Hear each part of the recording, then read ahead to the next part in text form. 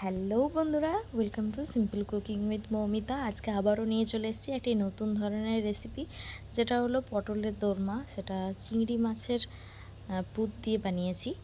তো আজকে রেসিপিটি কেমন হয়েছে শেষ অবধি দেখার অনুরোধ রইল। তো ভালো লাগলে অবশ্যই লাইক, কমেন্ট, শেয়ার, সাবস্ক্রাইব করতে একদম ভুলবেন না। সাবস্ক্রাইব করে পাশে থাকা বেল আইকনটি অল করে রেখে দিলে আমার ভিডিওর প্রত্যেকটি নোটিফিকেশান সবার প্রথমে আপনাদের কাছে পৌঁছে যাবে। তো পটলের দোরমা বানানোর জন্য প্রথমেই আমি পটলটাকে ভালো করে উপরের যে একটা খোসাটা থাকে, সেটা পাতলা আস্তরণটা আমি কেটে নিচ্ছি এইভাবে। ওই বঠিনের যেটা দিয়ে আমরা কাটি সাধারণত, সেই দিকটা দিয়েই কিন্তু হালকা হালকা করে ছিলে নিচ্ছি। এইভাবেই ছিলে নিতে হবে দোরমা করার জন্য। আর মাথাটা কিছুটা অংশ আমি বাদ দিয়ে দেবো, বোটার দিকটা। তো এরকমভাবে আমি পুরো পটলটাকে ছিলে নিয়েছি। পিছন দিকটা দিয়েও করতে পারেন, কিন্তু পিছন দিকটাতে আমার বঠিনটাতে ভোতা আছে, তাই আমি সামনের দিকটা দিয়েই ছিলে নিচ্ছি এবং খুব সুন্দর করেই ছিলাটা হয়ে যাচ্ছে। তো আমরা যেরকমভাবে সাধারণত পটলটা কাটি সেরকমভাবে কাটার দরকার নেই। এরকম সামান্য একটু ছিলে নিলেই কিন্তু পটলের দোরমার জন্য যেটা বানানো হয় আমাদের, সেটা বানানো হয়ে যাবে। তো এরপর আমি একটা চামচের সাহায্যে ওই পটলের পেটের ভেতর থেকে বীজটাকে বের করে নেব।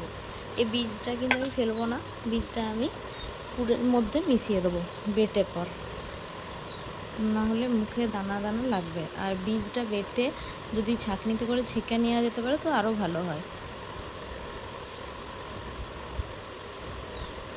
এরকমভাবে প্রত্যেকটা পটলকেই আমি করে নিয়েছি। লাস্টের পটলটা আমি দেখিয়ে দিলাম কীভাবে করেছি আমি। তো চিংড়ি মাছ আর পটল থাকলে কিন্তু আমার এই রেসিপিটা বানাতে খুব ভালো লাগে, আর আমার এটা নিজেরও খেতে খুব ভালো লাগে। তো আবার ভালো করে ধুয়ে নিচ্ছি পটলটাকে। প্রত্যেকটা পটলকে এরকমভাবে আমি ধুয়ে নেব, আর সামনে পিছনে দুটো দিকেই একটু একটু করে কেটে দেবো। এবার কড়াইয়ে সরষের তেল দিয়ে ভালোভাবে পটলগুলোকে ভেজে নেব। পটলটা ভাজা হয়ে গেলে হালকা আঁচে এপিট ওপিট করে ভেজে নিতে হবে, যাতে পটলটা লাল লাল হয়ে যায়, কিন্তু বেশি পুড়বে না, তাহলে পটলটা শক্ত হয়ে যাবে এবং ক্রিস্পিও হয়ে যাবে আর খেতেও খুব ভালো লাগবে। এরকমভাবে ঢাকা দিয়ে দিয়ে আমি পটলটা করে নেব। এরপর চিংড়ি মাছ আর পেঁয়াজ, একটা গোটা পেঁয়াজকে আমি নিয়ে নিয়েছি। এবার এটাকে পেস্ট বানিয়ে নেব। আর চিংড়ি মাছটা আমি আগেই ধুয়ে পরিষ্কার করে নিয়েছি। আমার চ্যানেলের নিত্য নতুন রেসিপি দেখার জন্য আমার চ্যানেলটিকে অবশ্যই ফলো করে দেবেন। সাবস্ক্রাইব করে আমার পাশে থাকা বেল আইকনটি অল করে রেখে দিলে আমার ভিডিওর প্রত্যেকটি নোটিফিকেশান সবার প্রথমে আপনাদের কাছে পৌঁছে যাবে। এরপর এই যে চিংড়ি মাছটা পেস্টটা হয়ে গেছে, এবার একটা বাটিতে ঢেলে নিচ্ছি। আপনারা চাইলে ওই ছুরির সাহায্যেও টুকরো টুকরো করে কেটে নিতে পারেন। আমার এই রকমভাবে বানালেই বেশি ভালো লাগে। এবার পটলটা একবার উল্টিয়ে আবার ঢাকা দিয়ে দিলাম। কাঁচা লঙ্কা কুচি দিয়ে দিয়েছি ওই কিমাটার মধ্যে। আর এদিকে পটলের একটা সেট হয়ে গেছে। আবার পুরো সেটটা ভেজে আমি তার মধ্যে আবার ওই একই তেলে দিয়ে দিলাম পেঁয়াজ কুচি, আর কিছুটা আদা রসুনের পেস্ট আমি এটাতে দেবো পুরটাতে, আর কিছুটা আমি ঝোলের জন্য রেখে দেবো। খুব সামান্য অল্প উপকরণ দিয়েই কিন্তু এটা বানানো হয়। এবার পটলের যে দানার বীজটা সেটা দিয়ে দিলাম পেস্টটা।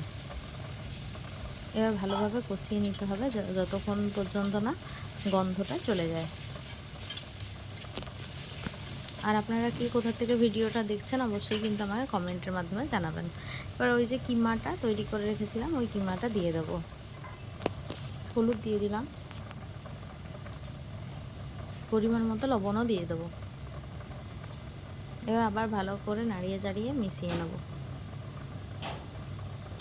যতক্ষণ পর্যন্ত না চিংড়ি মাছ থেকে তেল বেরিয়ে আসে। ততক্ষণ পর্যন্ত কষিয়ে নিতে হবে। আর পুরটা তৈরি হয়ে গেলে কিন্তু বোঝাই যাবে যে পুরটা তৈরি হয়ে গেছে।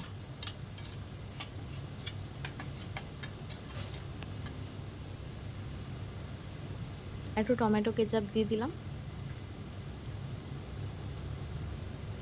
আমার চ্যানেলের এই নিত্য নতুন রেসিপিগুলি দেখার জন্য কিন্তু আমার চ্যানেলটিকে অবশ্যই করে ফলো করতে হবে। আর একটা হাইপের বাটন থাকে, সেই হাইপটা করে দিলে আমার কিন্তু ভিডিওটা র্যাঙ্কিংয়ে একটু এগোবে। এবার একটু গরম মশলা দিয়ে দিলাম। তো অবশ্যই লাইকের পর হাইপটাও করে দেবেন। এভাবেই আমি পুরো পুরটা বানিয়ে সামান্য পরিমাণ একটুখানি চিনি দিয়ে দিলাম। তো রেডি হয়ে গেছে আমার পুরটা। পটলের দোরমাতে দেওয়ার জন্য যে পুরটা দরকার সেটা আমার তৈরি হয়ে গেছে।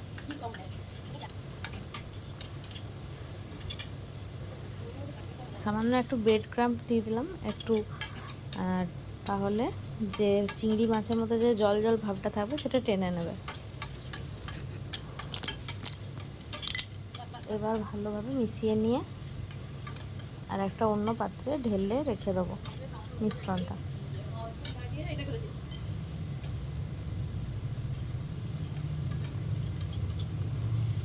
এটা অন্য পাত্রে নিয়ে নিচ্ছি, দেখতেই পাচ্ছেন। অন্য পাত্রে নিয়ে কড়াইটা ধোয়ার দরকার নেই, ওই একই পাত্রে আবারও সামান্য কিছুটা পরিমাণ তেল দিয়ে দিলাম এবং টমেটো পেস্ট দিয়ে দিলাম।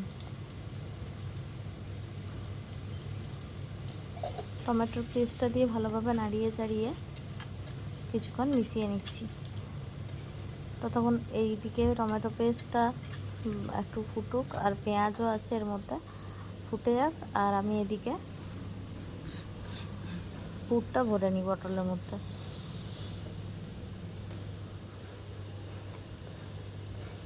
আমি সবগুলো পটলের মধ্যে পুর ভরা হয়ে গেছে। লাস্টে দুটো পটলের মধ্যেই দেখানোর জন্য রেখেছিলাম, আপনাদের দেখিয়ে দিলাম। পুরো ভর্তি ভর্তি করে পটলের পেটগুলোকে পুরো ভরে দিতে হবে।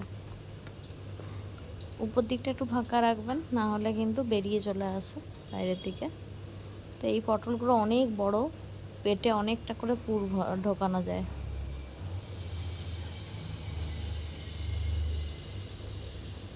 তো রেডি হয়ে গেল আমার পুর ভরা পটলটা। আর ওই যে ওই পেস্টটা দেখালাম, ওই পেস্টের মধ্যে শুধু টমেটো ছিল না, পেঁয়াজও ছিল, আর তার সাথে আদা রসুনের পেস্টটাও ছিল। একবারেই আমি সব কিছু দিয়ে দিয়েছিলাম। তো রেডি হয়ে গেছে আমার সবকটা পটলের মধ্যে পুর ভরা। আর কিছুটা পুর বেঁচে গেছে, সেটা আবার কিছুটা করে করে সব পটলের মধ্যে দিয়ে দেবো। সামান্য পরিমাণে হলুদ দিয়ে দিলাম গ্রেভিটার মধ্যে, যেমন তেল ছেড়ে এসছে, জলটাও টেনে নিয়েছে অনেকটা। হলুদ পরে নুন দিয়ে দিলাম, গরম মশলা দিয়ে দিলাম, ভালোভাবে নাড়িয়ে চাড়িয়ে মিশিয়ে নিতে হবে। এরপর এর মধ্যে পটলগুলোকে দিয়ে দিতে হবে কিছুক্ষণ পর। দেখুন তেল ছেড়ে এসছে, মানে মশলাটা খুব ভালোভাবেই কষানো হয়ে গেছে।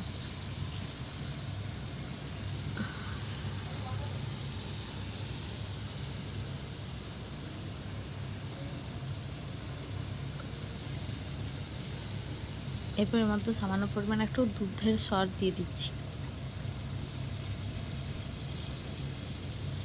এতে কিন্তু পটলের দোরমাটা আরও বেশি টেস্টি হবে। আপনারা চাইলে এটা স্কিপও করতে পারেন, দুধের সর বা ক্রিমও দিতে পারেন আপনারা চাইলে।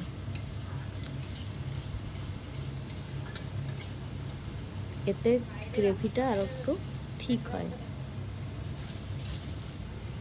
এবার ভালোভাবে ফুটে এলে আমি পটলগুলোকে দিয়ে দিচ্ছি, পুর ভরা পটলগুলোকে। আমার তো ভাজাই ছিল আগের থেকে পটলগুলো, আর পুরটাও মানে পুরো কষানোই আছে।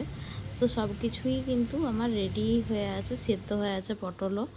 সামান্য পরিমাণ একটু জল দিয়ে আর কিছুক্ষণের জন্য, প্রায় 5 থেকে 10 মিনিটের জন্য ফুটিয়ে নিলেই রেডি হয়ে যাবে পটলের দোরমা। গরম গরম ভাতের সাথে পরিবেশন করুন যে কোনো দিন। আপনারা চাইলে এটা নিরামিষভাবেও বানাতে পারেন ছানা দিয়ে। ওটাও খেতে খুব ভালো লাগে। সামান্য পরিমাণ একটু চিনি দিয়ে দিলাম ব্যালেন্সের জন্য, টেস্টের।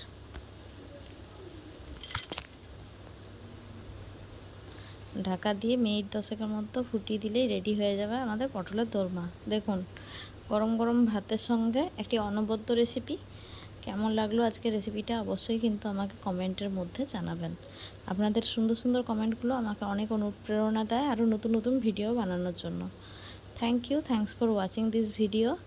সাবস্ক্রাইব করে দেবেন, লাইক করে দেবেন, কমেন্ট করবেন, শেয়ার করে দেবেন বন্ধুদের সাথে। আজকের মতো এখানেই রাখলাম, টাটা।